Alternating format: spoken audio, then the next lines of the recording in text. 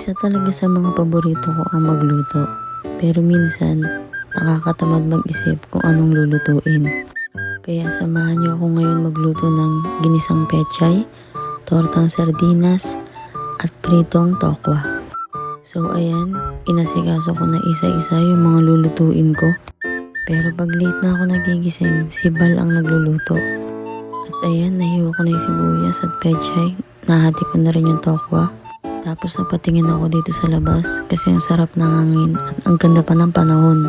Mas masarap magluto ngayon sa dirty kitchen namin kasi maluwag na tapos mahangin pa. Sa dati kasi namin pinaglulutuan masikip. At inuna ko nang lutuin tong tortang sardinas. Ganyan yung gusto kong luto. Yung durog-durog talaga. Tapos magkakamay ka pa. Ay na! Tapos nagpiprito pa nga ako ng tokwa. Si Bal lang naman kakain yan.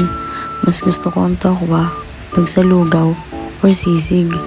At alam ko, sa mga katrabaho kong manginginom dyan, paborito nyo rin tong pulutan. Shout out sa inyo mga kupal. At naluto ko na nga rin tong pechay at kakain na kami at wala kayong pakialam. Paalam!